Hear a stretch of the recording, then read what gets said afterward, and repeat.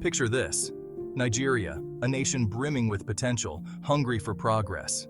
Then there's China, an economic powerhouse, eager to invest its wealth and expertise across the globe. In the early 2000s, these two nations saw an opportunity for a mutually beneficial partnership. Little did they know, this partnership would sour into a cautionary tale of international agreements gone wrong. The stage for this drama was set in Ogun State, Nigeria. The year was 2001. Ogun State, eager to boost its industrial capacity, entered into an agreement with a Chinese firm, Zhongshan Fucheng Industrial Investment Company Limited. The deal seemed promising. Zhongshan would invest in various projects, and in return, Ogun State would provide certain benefits and guarantees. But like a house of cards, this agreement would soon crumble, leaving behind a trail of legal battles and seized assets. The heart of the agreement lay in Zhongshan's commitment to developing industrial infrastructure in Ogun State. The Chinese firm pledged to invest in a range of projects, from cement factories to power plants, breathing life into the region's economy.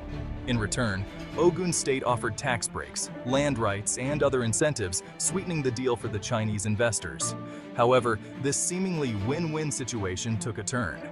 The Ogun State government, citing breaches of contract and unmet obligations, decided to terminate the agreement. Zhongshan, crying foul, argued that they had upheld their end of the bargain and that the termination was unlawful. This difference of opinion marked the beginning of a protracted legal battle, one that would soon spill onto the international stage. With the agreement in tatters, the dispute landed at the doorstep of an international arbitration tribunal in the UK. After years of legal wrangling, the hammer finally fell in 2018. The arbitration panel sided with Zhongshan, delivering a blow to the Nigerian government. The panel ordered Nigeria to pay a staggering $70 million in damages to the Chinese firm. The Nigerian government, however, remained defiant. They refused to recognize the arbitration award, arguing that the tribunal had overstepped its jurisdiction. This refusal to comply would prove to be a costly mistake, setting the stage for a dramatic escalation of the dispute. Zhongshan, armed with the arbitration award, sought enforcement through European courts, and the courts, upholding the principles of international law, granted Zhongshan the right to seize Nigerian assets. Section 4. Shockwaves across the globe. The news reverberated across the globe.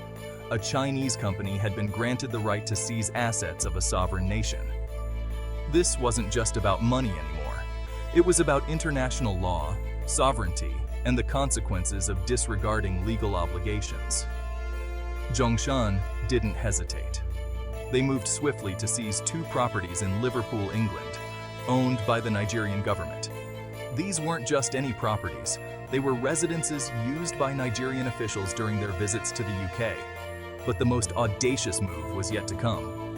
Zhongshan, in an unprecedented move, decided to list the seized properties for sale on eBay. Yes, you read that right, eBay. Section 5. Nigeria's uphill battle.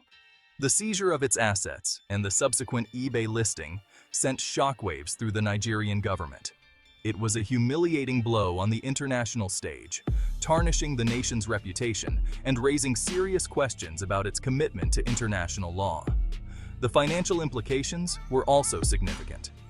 The $70 million award, coupled with the potential loss of valuable assets, put a strain on Nigeria's already stretched finances.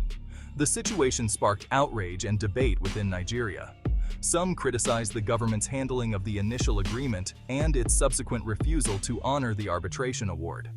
Others saw it as an infringement of Nigeria's sovereignty, a case of a powerful nation bullying a weaker one. Section 6. Lessons learned the hard way. The saga of Zhongshan versus Nigeria serves as a stark reminder of the complexities and potential pitfalls of international agreements.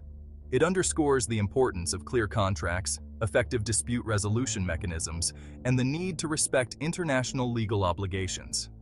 For Nigeria, the episode is a costly lesson in the consequences of disregarding international law. It has damaged the nation's reputation, strained its finances, and highlighted the need for greater care in negotiating and upholding international agreements. As for the future, much remains uncertain. Will Nigeria finally settle the $70 million debt? Will it be able to recover its seized properties? Only time will tell. But one thing is clear: this case will continue to cast a long shadow over Nigeria's international relations for years to come.